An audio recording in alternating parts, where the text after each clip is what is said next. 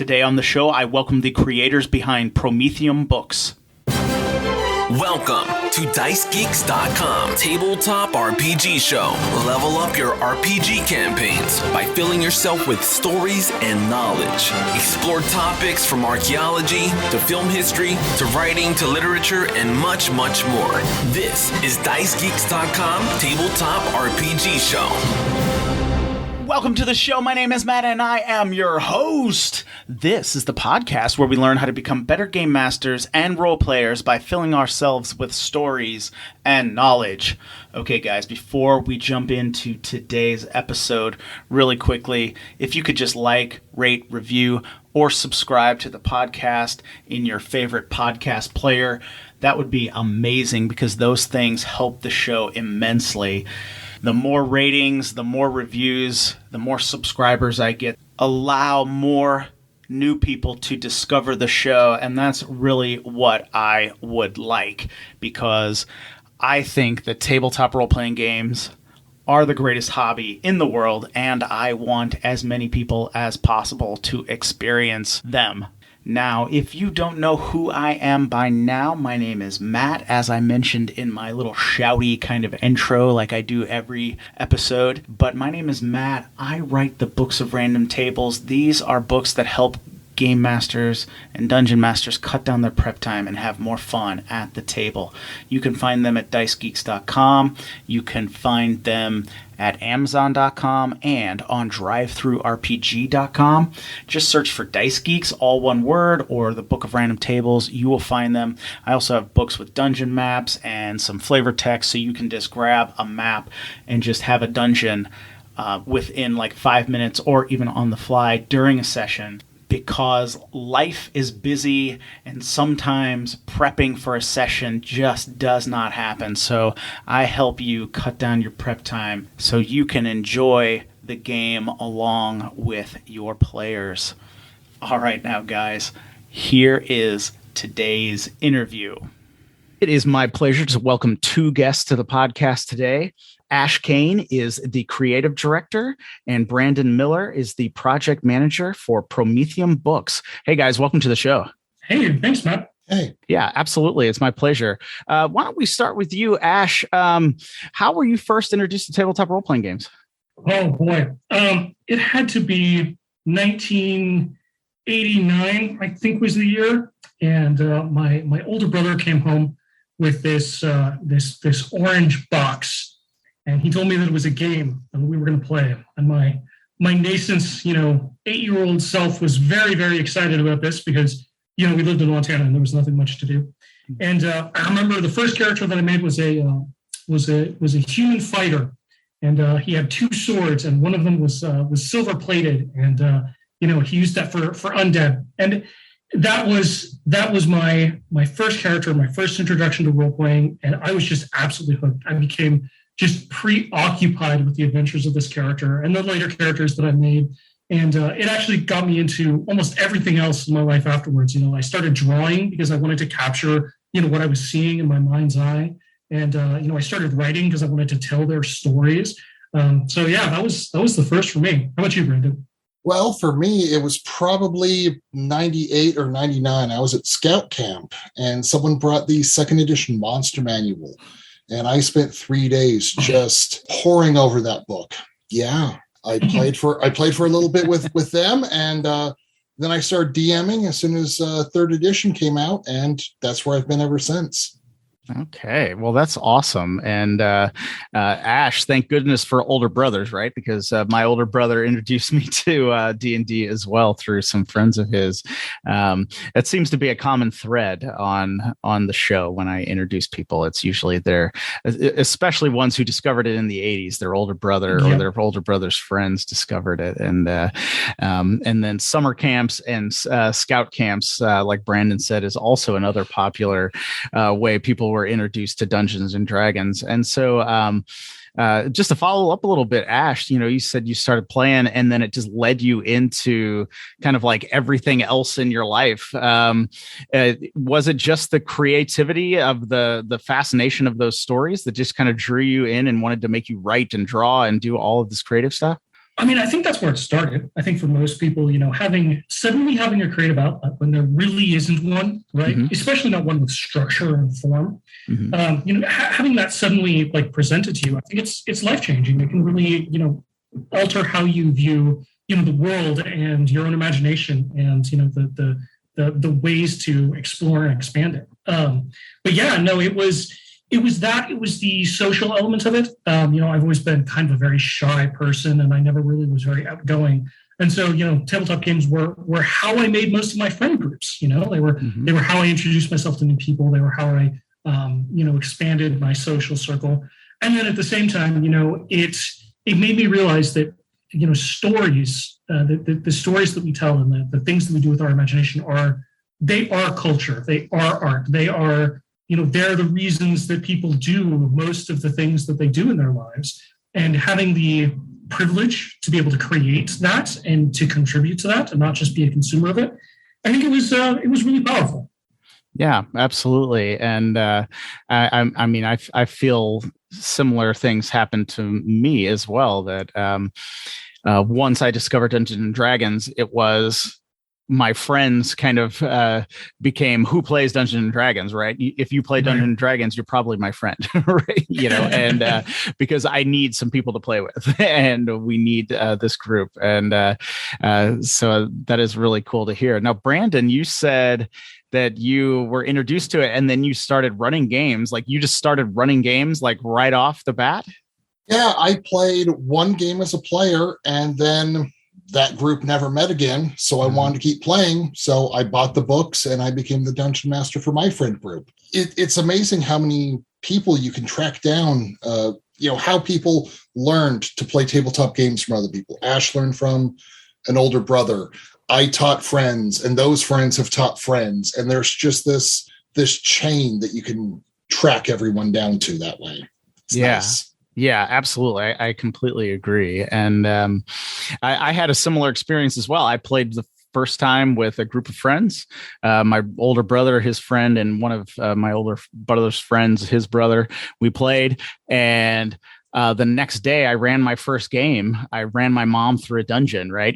I was 9 years old and I was in love with this game like already. And like, I had no idea of the rules or anything like that. I was just like, I know you go through a dungeon and I think you roll something on a 20-sided die and you hit. And of course I didn't have a 20-sided die. So I had to write 1 through 20 on paper and rip it up and throw it in a little bag or something and have my mom pull it out. And she had no idea what I was doing.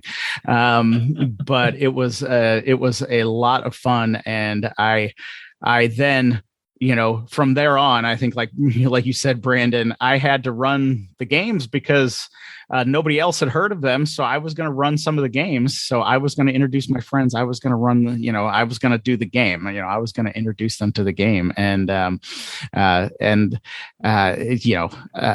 it just hasn't stopped, right? I still introduce people to the game as much as I can, whenever possible.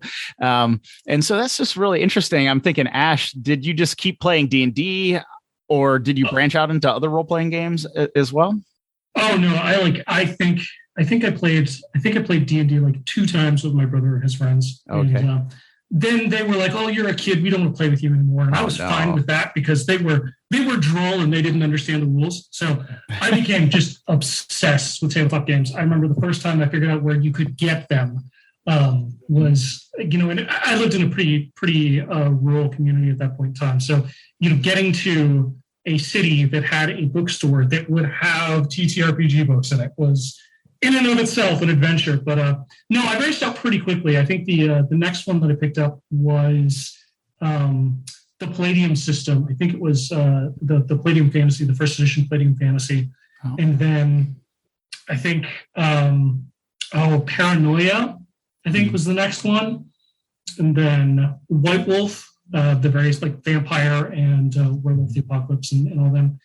And it just, and then as the market just started expanding and there was more games out there, man, I had at one point in time, I had probably, I want to say 900, maybe 1,000 books of various games, like just every game book I could find. Like I would just buy it on Reflex. There was a place in Spokane, Washington called Merlin's. and I would just go through there, and every time that I had money in my pocket, I'd just go through and just buy everything that was on their used shelf. Yeah, so no, I didn't stick with D&D for very long. And unlike Brandon, like the first thing that I did was, as soon as there was a new flavor for me to explore, I was all over that. Wow. So 900 or 1,000? Oh yeah, no, I mean, wow. My Brandon can attest. At one point in time, he helped me move, and we were like hauling these like banker boxes, and we get through like, I think we were at like the 30th or 40th box. And he's like, what is this? And I'm like, they're books. And he's like, what? And he like opens one up and it's just tabletop books. Yep. Wow. That's incredible. That is absolutely incredible. I might have a slight problem. A slight problem, yeah. Well, I mean, it could be other things, right? I mean, tabletop role-playing games is pretty innocuous, I think, but you could be doing some other things, I guess. That's true. There are much worse habits to have. Yes, absolutely. Absolutely. And then, so Brandon, so like you just stuck with D&D, or did you branch out as well? Oh, I just stuck with D&D. I had that little introduction to second ed. Mm-hmm. I started third, made the change to 3.5, skipped over 4. I'm not going to get into that one. Don't want to start a war. But then my next real system was Ninjas and Super Spies. Ash introduced me to it. Okay. That was a fun 2-day character creation teaching session. Yes. I remember those days. Yes. Yeah. Palladium, such a hot mess. Yeah, such Palladium. a hot mess. They're beautiful, but they're frustrating. And no offense to anybody out there who has worked or done anything with Palladium games, but Palladium games are so creative and they are so fun. The books, like I'll still pull out my Heroes Unlimited second edition book if I think of a superhero, because like it's in the book, right? You can just make anything. Like you can just make anything, and it's so brilliant. But it was very, very difficult to play. Very, very difficult. Yeah, definitely. Yeah, absolutely. And I also, yep. Oh, no, I'm sorry. I didn't mean to interrupt. Oh, that's all right. I mean, I babble enough on the show, but I was just going to say, I do remember I think it was Shadowrun 3rd edition. Me and a friend like tried for a week to like make a character, and I don't even know if we got done. It was a different day back then. It was a different time. Definitely. In the before times or whatever. But before. Yes, before or whatever. But I also wanted to say about 4th edition. I played D&D 4th edition. I played twice. I thought it was all right. I had been away from D&D for a while, but I have I interviewed the lead designer here on the show, Rob Hainso. Rob Hainso is awesome, and we talked about 4th edition quite a bit in an episode. So if anybody is curious about that, they can go back and listen to my interview with Rob Hainso about 4th edition D&D. Really awesome guy. Really interesting discussion on some of the philosophy that went into the design of 4th edition. So they can check that out. Any listeners can check that out at dicegeeks.com in the history of the podcast. So that's just interesting. I'm just thinking here with Ash playing like every single role-playing game and Brandon staying with D&D, except for the excursion into 2-day character creation, which is Palladium games. Yeah. So that's just interesting to me. Brandon, why do you think just D&D just like filled it for you and you were just going to master D&D? Is that kind of what was going on? It's much cheaper to afford one set of books than multiple. Bottom line, I could only afford one set of books, and I was the one providing books for everyone at the table. So yeah. No, that's very, it's very true. And it makes a lot of sense. That is, sadly, what does limit, tabletop role-playing games sometimes, or at least when, back in the day, right? When I was, 17 or whatever, it was just, if you had $40, I mean, that was ridiculous, right? And you would buy some books very carefully. You would buy books very carefully. Yeah. There was a lot of thought going into it. Yeah. Yeah, absolutely. Absolutely. And because if you were able to run run the game, if you had enough people to run the game. I mean, like, I interviewed the creator of Spelljammer, Jeff Grubb. As we're talking, I just interviewed him yesterday, but the episode will be out by this time.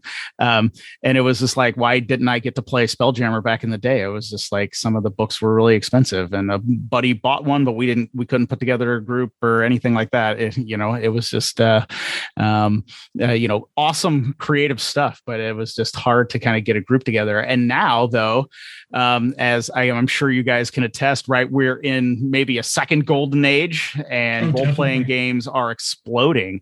Ash, maybe since you've played so many role-playing games over the years, what do you think nowadays when role-playing games are like being talked about in primetime television and things like that? Oh, it's for me, it's kind of surreal and crazy because, in addition to, tabletop games, I also work in video games. I'm actually a product manager in video games. And a lot of my job is to analyze the business of games and understand, how the market is going to flow, how things are going to change, and to really look at the numbers, the hard metrics around games. And hobby games, not just tabletop games, but like board games, table games, hobby games in general, year after year since 2017, have been growing at about 24% a year. Mm-hmm. That growth is insane. There has not been a market that has grown like this. That hasn't been like a core industry market in years. And so, right now, people kind of think about the hobby game market and, how it's kind of exploding. And it's kind of, for me, looking at the metrics and the number and analyzing the business side of it and thinking about, why and how, it's really crazy to see people kind of discovering things that we discovered, in our teens, right? When we were putting our friends groups together, and we were discovering this incredible outlet for our imagination and this incredible way to connect and socialize with people.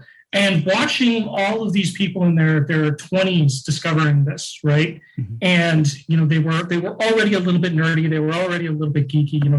They probably work in some kind of white collar industry, and then suddenly there's this creative social experience that they can enjoy. And so it's man, it is really interesting to watch how that is changing and how it's becoming more and more acceptable. Because, you remember the satanic panic and all of that jazz and the stigma that has surrounded tabletop games for, a couple of decades, really. Yeah. It's kind of gone, right? It's kind of left the living memory. The people who are interested now, who are coming up in, the younger generations, they don't have those same stigmas, right? Their first experience with Dungeons and Dragons is a 20-minute snippet in a Buffy the Vampire Slayer episode, which I cannot diss Joss Whedon ever, because that episode, in my opinion, was like this catalyst, this turning point. Because I remember after that episode aired, I had the jock of jock in my high school come up to me and be like, "Hey, what's Dungeons and Dragons? That looks fun. I see you guys doing like nerd stuff. Do you play that? Do you know that?" And I introduced him to D&D, and it was truly a surreal experience, because that was where it started becoming more and more mainstream. And I think that it's not going to get less mainstream. And with the advent of, the internet and all of the wonders that brings us, the accessibility, the thing that prevented us from trying new games and getting books into the hands of our players and, really connecting with other people, all of those boundaries are gone, right? Mm-hmm. My regular group has a couple of players here in Washington and a couple of players in California and a couple of players on the East Coast. Mm-hmm. And, on top of that, you can get most of the books as PDFs for much less than they cost physically. And I'm actually going to tangent real quick. One of the reasons that we actually decided to do Pay What You Want for Cursebrand Chronicles, even though it was pretty expensive for us to put the book together, is we didn't want that barrier to entry, that exact thing that, Brandon was talking about. The reason he never played some of the new games was because he could never afford it. And, when we want to get, people who are potentially not necessarily in the rolling in the cash, but we want them to play. We want to share this experience with them. So, we're like, hey, we're just gonna let people pay what they want, and if they love it, they can give us money. It's not exactly a long-term sustainable business model, but I think it's a great way to get people into it. And now with Zoom or Discord or Skype, there's no. I could mention some of the specific platforms like Roll20 or whatever, but there's no more barriers, right? You can play with anybody anywhere and still get most of the same experience. So I think that's one of the reasons that it's growing so much and so fast, right? It's all the things that make it great and so many fewer barriers to entry. Yeah, absolutely. And I have some follow-ups there, but first, Brandon, do you feel the same way? And maybe let us know about your background a little bit as well, like Ash did. Yeah, I agree with the barrier to entry thing. I've had some players who aren't regulars in my groups who they show up, they'll download a dice app on their phone, they'll be able to play for a session or two, delete it when they don't need it. It's so much easier to access now than ever. And one thing about tabletop gaming that I've really enjoyed is, as Ash said, we've been able to play online a lot more, and that's great. But it's also something that you can play when the power goes out, when you're out camping. Since all you need is an imagination and some dice, everyone can play. It's a game for everyone.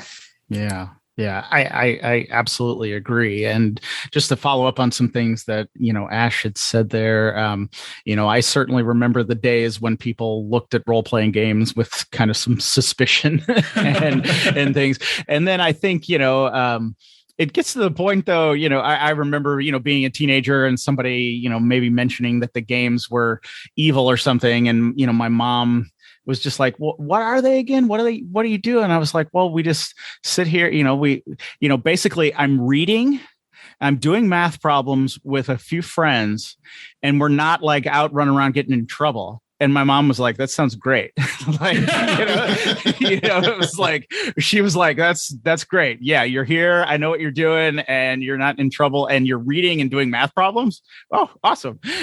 So that was kind of my conversation with like my parents, there was just like, oh, well, that sounds pretty tame to what, some people could be doing, what some other teenagers were doing. And yeah, absolutely. And so, I think you guys are absolutely right when you're talking about like the barrier to entry being down, and that especially in the 80s or early 90s when I was trying to teach people how to play, right? Like they were relying on me, and I had like a couple examples, right? Because, myself. So I'm just like making up half of it, trying to introduce them to the role-playing game. Well, now, I mean, obviously we talk about it on the show every once in a while, right? I mean, you got Critical Role, you got you could, almost any game, you're just like, how do I play this? You could just type it in and you could find it. And especially D&D, like you could find anybody, any rule of Dungeons and Dragons that you're confused about. You could probably go right now to YouTube, type something in, and probably find a video of somebody talking about that rule, right? Like, I mean, I guarantee it. Yeah, absolutely. So, I mean, the barrier to entry have been lowered like substantially, but, I do think though, and of course, we are saying like we play more online, and actually that's been the case for me now that, I'm an adult, I'm married, I have kids, and things are crazy, but like playing online eliminates, commutes, it eliminates, getting the house ready, some of these things. Yeah. Yeah. And when I first got married, that was actually one of the big barriers to entry that I had as an adult playing. I actually didn't play a lot for quite a few years, just because, my wife was like, well, if we're gonna have people over, we need to clean, it's a party, we need to treat it like a party and all those other things. And I think that's how it is for most people. And Brandon, as the Forever GM, can attest, there's a lot of pre-work that goes into getting the space ready for a game. And now, especially with COVID over the last 2 years, people have acclimated to remote life.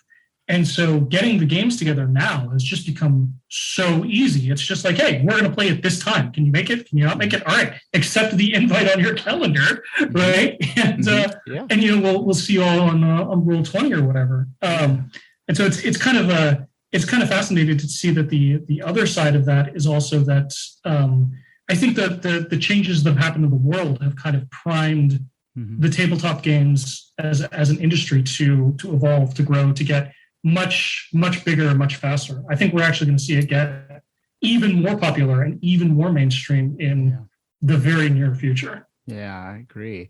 And Brandon, you did mention, even though we were talking about online stuff, you did mention the idea that you can play when the power's out and with just a piece of paper and some dice. And there is an appeal in that as well, even though the online stuff is kind of, making things, making the hobby kind of explode. There is an appeal that you can unplug and turn off your screens and just sit around with human beings and tell a story, right? Absolutely. And what is better than sitting around and talking with human beings? Seriously. Yeah. Yeah, absolutely. Absolutely. But now you guys, as we've talked a little bit about, why don't, I'll throw this out to either of you or both of you. Why don't you tell us about Promethium Books and what that is, and then what kind of each of your roles are with that and what you're making. And because now you're not just consumers, you're going to give us some of your incredible creations, right? Absolutely. I'll take this first because I think the advent of Promethium Books is a funny one, and it's definitely worth discussing. So I've been making tabletop games that have never seen the light of day for ever. I mean, like I was saying, the first thing I did after I had mastered the rules of the first edition Dungeons and Dragons was try and fix bugs, and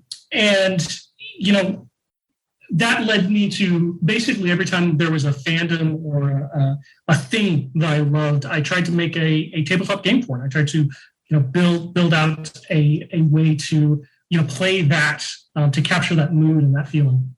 Mm-hmm. And ultimately, that's I was saying that led into everything else in my life. That did lead me into video games pretty directly, and it also led me into going to art school and a lot of other things. But so about 7 years ago, Brandon and I kind of got on the idea of making our own system and actually kind of publishing it. And my first version, like I was talking about earlier, before we started, was called Enchiridion. Quite the mouthful. Nobody could pronounce it right. And the rule book was this monstrosity. I think the final version of the rules ended up at something like 384 pages. And that was just rules. That was just rules. Okay. There was no lore. There was no fluff. That was just pure rules. And so this completely overwrought, breathtakingly complicated thing. And, we couldn't really do anything with it. So I made a bunch of fan creations in the meantime. And then I had an interview with Wizards of the Coast a few years ago. And it was great. I thought that I was a great fit. But they decided to pass on me because I had never published any tabletop games. Oh, wow. And this did not sit well with me. This hurt my goddamn pride like you would not believe. And so I got a bottle of expensive Irish whiskey, and I sat down and I wrote a sci-fi 5th ed game called Advent Horizon. So basically, this is the course of like 2 months, right? I just wrote the entire guy. I sat down, rewrote the entire SRD, the 5.1 SRD, converted it to metric, and then wrote a sci-fi game on top of it. And so the result, Advent Horizon, was good. And I went ahead and I paid for getting art for it, and I paid for publishing. I did all of the interior design. I did half the interior artwork as well. And I published it just out of pure goddamn spite. And then Brandon was like, if we had Kickstarted that, we actually could have made money on it. And I was like, yeah, but, if we were committed to doing this as a business, we could never do 5th ed based games, not because 5th ed is bad or the OGL is bad, but I think we can do better, right? I think that there's a way to find the crazy, ambiguous creativity of some other RPG systems, but, order things in a meaningful, structured way. The reason I was able to create a full TTRPG in 2 months is because I treated it like I was writing a software program, right? I broke it down, planned everything, planned all of the tasks, gave estimates to all the tasks, and just treated it like a project. And then with Brandon's help, we put together some velocities and task tracking, and we cranked it out using software development methodology, basically. Right? We basically treated it like Agile. And, the result was in just under 90 days, we went from nothing to published, which I think is mind-blowing. And we kind of realized that we could reproduce that, but we didn't want to do the fifth ed rules. There was just too many, especially as I was breaking down the fifth edition rules, there were too many things that I just didn't like. And too many things that I think robbed some of the big fun creativity out of tabletop games. And I'm a constant better mousetrapper, so I was like, I can do better. And so I had this idea, and Brandon was like, okay, well, if you think you can do better, then create a system that's better. Write it right now. Just sit down, write me a system that's better. And the end result was the Prometheum System that we had created, which is a really, I'm not going to say unique, because it's not. In tabletop games, most of these ideas have been around for a while. But it explores ideas that haven't really been explored in combination with each other. And it does things from a mechanics standpoint to make the mechanics fun. And this is where we kind of ended up, and this is kind of what started the idea of Prometheum was, if you stripped away the knights, the dragons, the fantasy elements, the spells, the magic, is the dice and math you have to do in Dungeons and Dragons fun? Would you play math 20 plus 15 the game? Probably not. And most people, by the way, were pretty repulsed by the idea of playing that without any narrative accoutrements.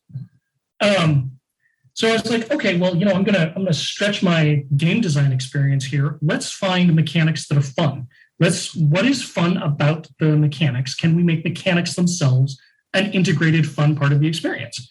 And so that's where Prometheum started. Do better, organize it well, and make the mechanics themselves fun.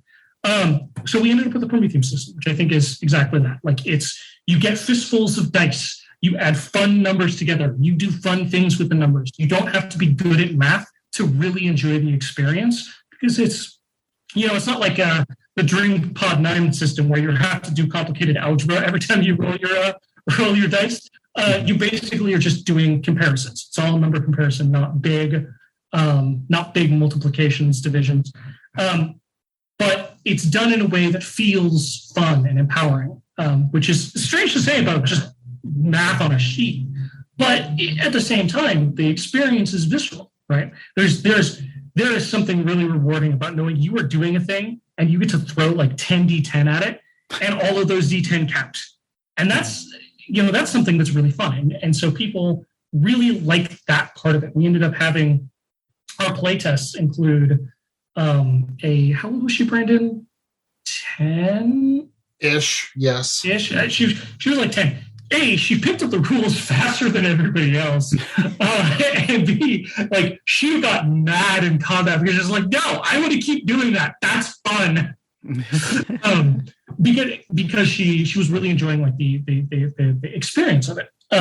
So that's a bit rambly, but all of this led to us realizing, we could make a game that would be fun, and we could explore game genres that we just have not seen in the market. And, we could do it in really short time frames because, with the time on our hands, we have the process and the templatization down to do it really quickly. So we created our first game, which was a Deviant Evolution / Cursebrand Chronicles, and we kickstarted it, and we wanted to do a full print run, and so we had a big Kickstarter, totally failed. No. But it was good because it taught us all of the lessons we needed to know about actually producing this. How much it's going to cost for each physical book if you want to do a pre-release print run. What are the costs associated with getting those shipped and getting those out to suppliers? And that's one of the reasons, actually, after all of that, when so somebody else actually copyrighted Deviant Evolution, which was the original title of Cursebrand Chronicles. And so we decided to change the title and do some rework on it.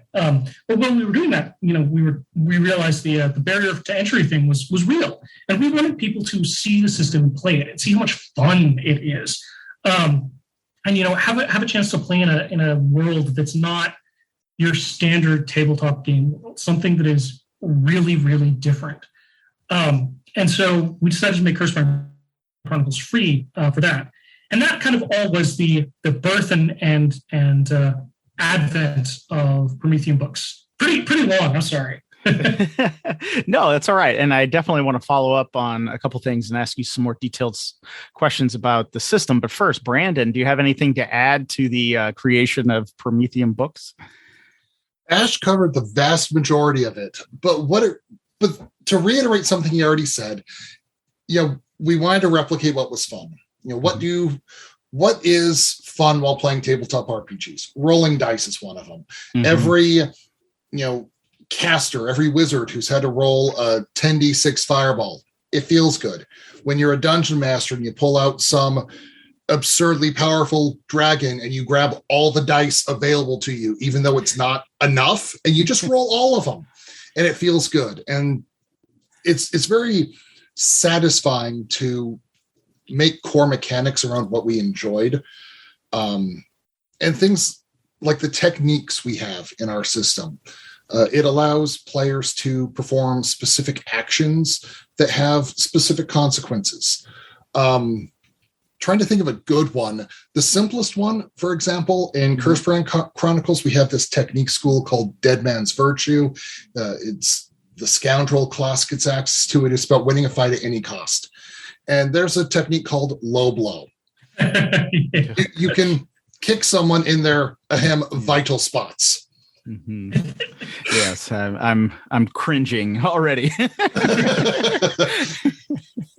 Yeah, there are a lot of other ones in there, but that's really easy to understand. And concerning the creation of Curse Brandon and everything else, I have a background as a project manager, and there's two things that are really important from a project management standpoint: what's within your scope, and what are your exclusions, what's outside of your scope.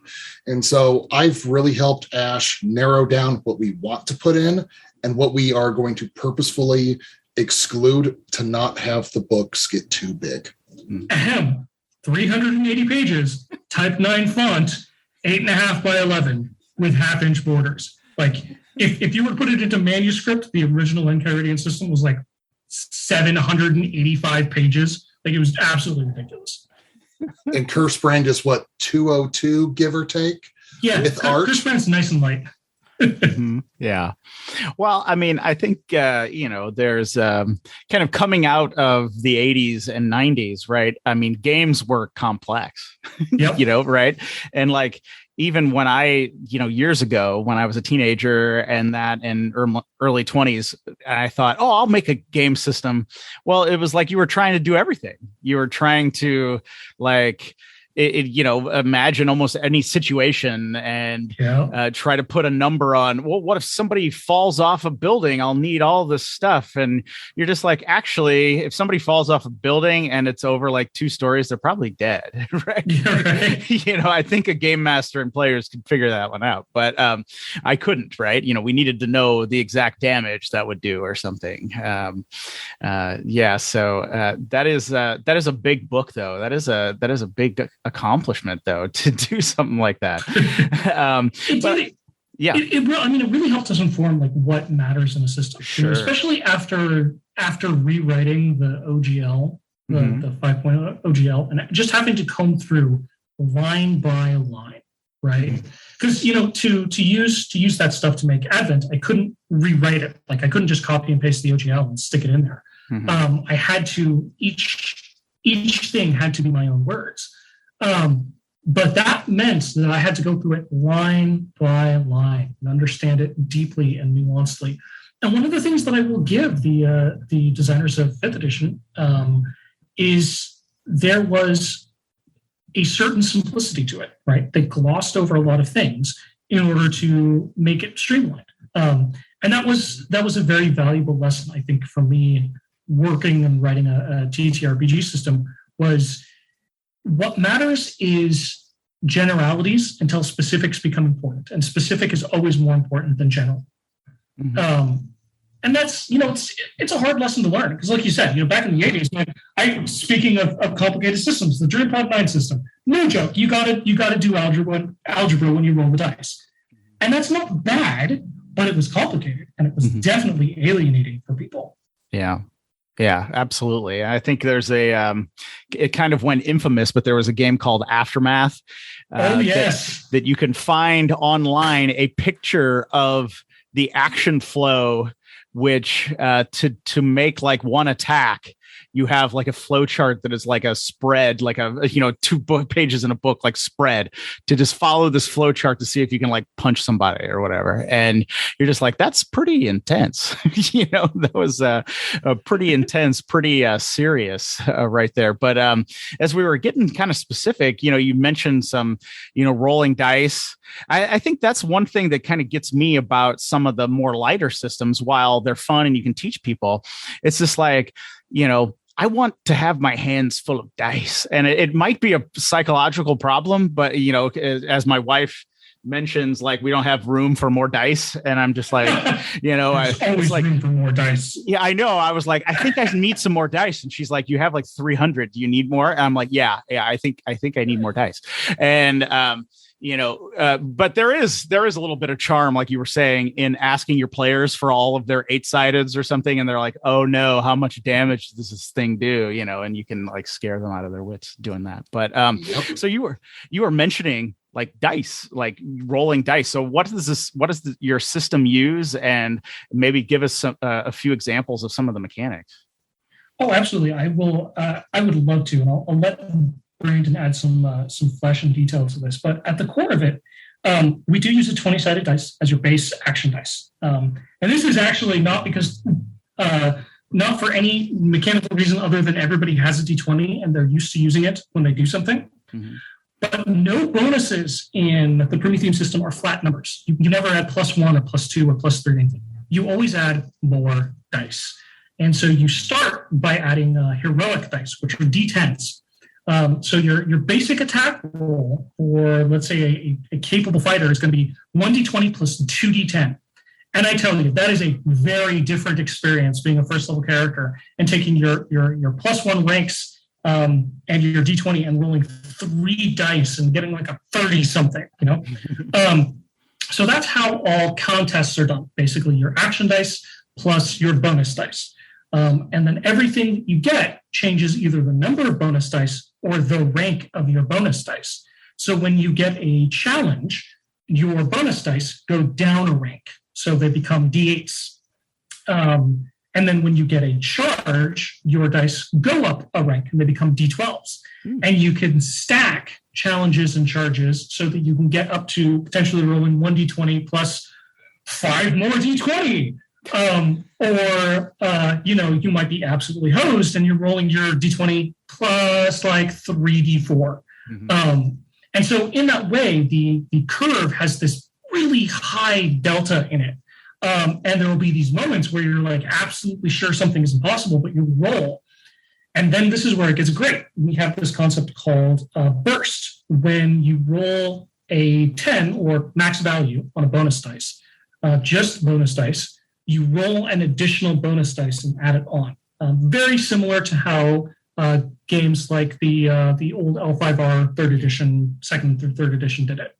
But this burst mechanic just absolutely changes the dynamic. So you want more dice, even if they're lower, because of the probability of bursting increasing the more dice you have. And so that's basically the whole core mechanic in terms of how contests are determined. Brandon, I'm going to let you dive in there. Yeah, I think the one thing I want to add on to that is, we talked about the quality of the dice, changing from a D10 when you're wounded. You take a lot of damage. You drop down to a D8. If you're underwater, you can receive a second challenge and you'll drop down to a D6. And the thing about that system that I've really enjoyed is none of the dice are excluded. We've all had those sessions where, okay, I'm ready to play. I've got my D20. My longsword is, 1d8, 1d10 damage, and you only pull out the 3 or 4 dice you need. Mm-hmm. Well, now, since we're adding bonus dice, and the bonus dice can scale down to D4, up to D20, even rolling bonus D100s, it lets us bring all the dice to the table. And so we won't have any of those situations where people will say, your D12 cries itself to sleep at night. Okay. Yes, the D12, the only dice the barbarian needs. Yes. Yeah. That's just interesting. That the idea of using the dice, because like I said, to somebody who may have a psychological problem about hoarding dice, that sounds really cool. That sounds like very cool. And I'm just wondering, is the roll against then like a difficulty rating, or how does the contest work in that regard? So there's kind of two contests that will occur. The first is a static contest where you're trying to beat a victory sum. We call it a VS. And entirely because versus, and we can just stick the VS there and then versus whatever, so you know what the number is. Anyway, it made sense at the time. It sounds good. So those will be static checks, like if you were trying to resist a poison, or if you're trying to dismantle a lock, or you're trying to hack a mainframe, right? And then there's challenged rolls where, let's say, so you attack somebody and they decide to spend some of their resources so that they can deflect your attack. They will roll a contested roll, and you'll want to compare those two rolls, and whoever gets higher wins. And so combat is more about generally contested rolls, whereas most other actions are versus kind of static values. The difficulty numbers are just, like you said, the static numbers. And then the combat, though, that's interesting that it is basically always kind of opposed rolls. Not necessarily always. So one of the big things about the Prometheum system is that combat and action are generally about resource management. So generally, depending on the world within the Prometheum system, but as a generality, there are 4 resources that you want to manage on your character. There is your health, which when that's gone, you're dead. There is your durability, which is basically your first line of defense against damage. And then there is your vigor, which is your kind of martial energy, how much you spend to do physical activities. And then there's mana, which is used for, as you might guess, magical stuff. Yes. But really the big 3 in combat are vigor, durability, and health. So durability recovers fairly quickly. People can get back with relative ease. Health does not. When you run out of your durability, you get wounded. That's when you take penalties and stuff. It's kind of like talking about 4th Ed earlier. It's kind of like the bloodied condition in 4th Ed, with a kind of similar acts as a trigger for abilities kind of element to it. But the one that we want to talk about when we're talking about actions is vigor. So we were talking about techniques earlier, and what techniques are in the Prometheum system is every fighter who's ever played a fighter has always gotten bored with, well, I guess I'll just hit it with my sword again. Because they'll be like, well, I want to kind of sweep in from the side and I want to try and cut its leg. And then it's like, okay, well, make a called shot if you have homebrewed some called shot rules. And okay, well, I guess you hit, so maybe it's a little bit slower now. Well, techniques codifies that, makes it strongly typed. And so when you have techniques are those kinds of abilities. They are, well, okay, I'm going to make a sweeping leg strike to cripple their legs with strong mechanics of exactly how much vigor that costs and what the impact of that is. The second use of vigor is in reactions. So let's say somebody goes to attack you. You have the option to dodge or deflect. If you have a weapon in hand, you can deflect with that weapon. If you don't, you can move out of the way or attempt to move out of the way with the dodge. This is called using a reaction. So any attack can only ever trigger one reaction, but reactions take vigor to use. So you have to burn your vigor to try and dodge. So if you run out of vigor, you're hosed, right? You can't really defend yourself anymore. And then conversely, you can use vigor offensively in techniques and to take openings. So very rarely situations will create an opening on an opponent. And when an opening has an opponent, adjacent or characters with an ability that lets them do so can take that opening by spending vigor to make basic attacks against them. Occasionally, they can use super rare techniques as taking openings, but that's pretty uncommon. Those are powerful abilities. So That's generally how combat kind of flows. So there's always the option to defend if you're a player.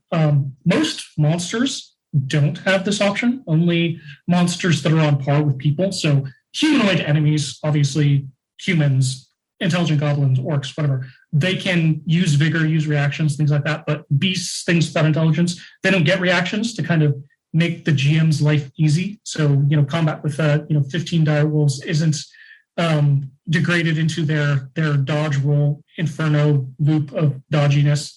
But everyone has a guard, which is kind of their base defensive state. And your guard can generally go up and down, but it starts at, I think, 15. And so as long as you can get above a 15, you can hit somebody, assuming they don't, dodge or deflect. Now, maybe Brandon, do you have a kind of a set system or a set setting for the game, or is that something that you guys are working on? We're kind of going all over the place when it comes to settings. Right now, we have Cursebrand Chronicles.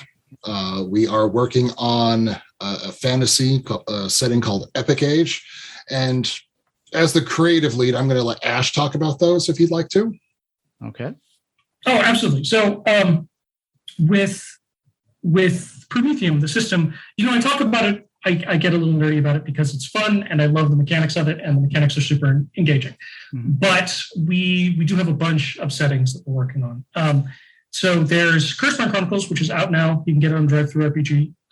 It is the kind of first setting, and it's like diesel punk with magitech. It's very fun. It is, it is very much like Final Fantasy VII or Final Fantasy 15. It's that kind of setting where there's magic, but also, advanced technology, and they kind of cohabitate awkwardly.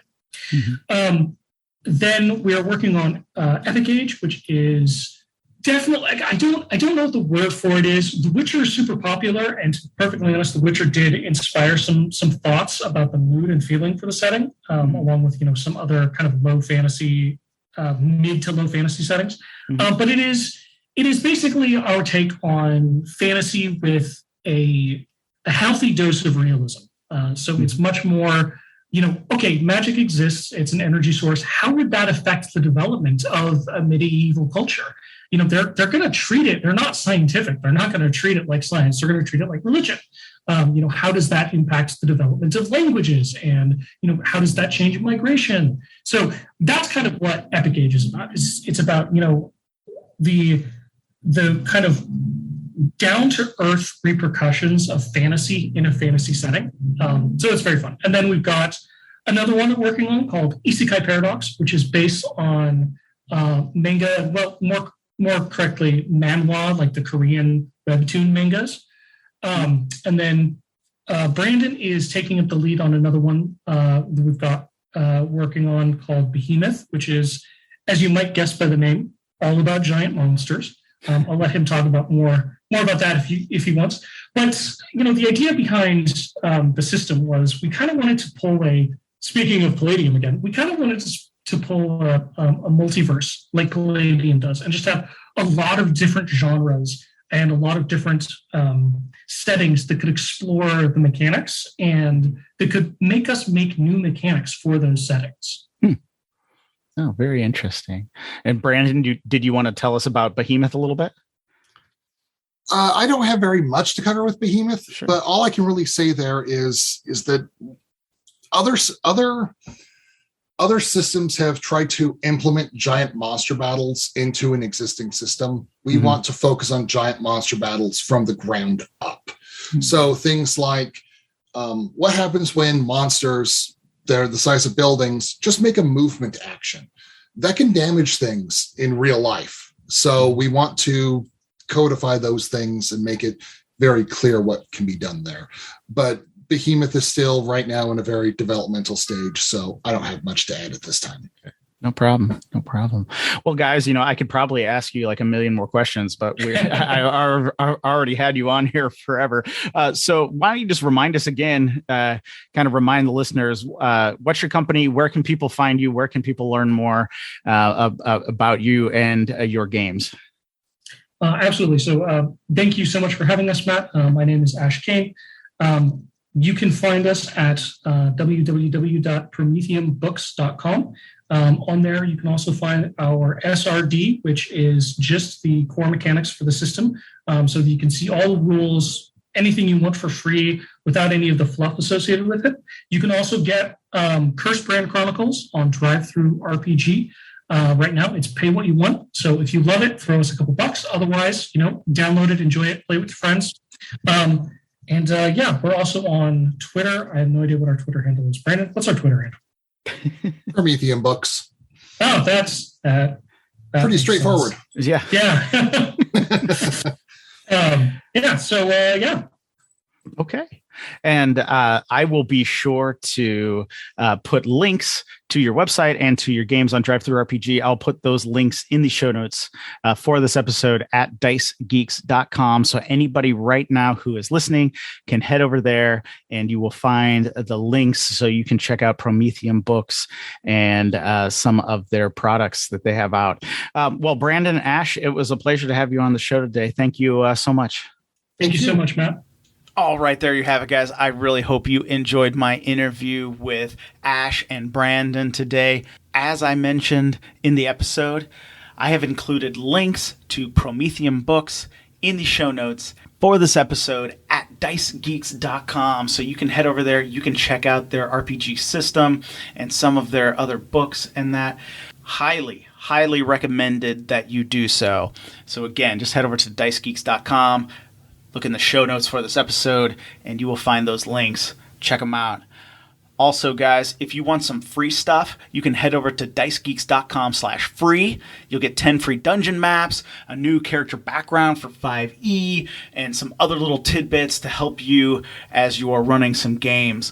Also, you will never miss an episode of this show, and each and every Friday, you'll get an email update from me letting you know what is going on here at Dice Geeks.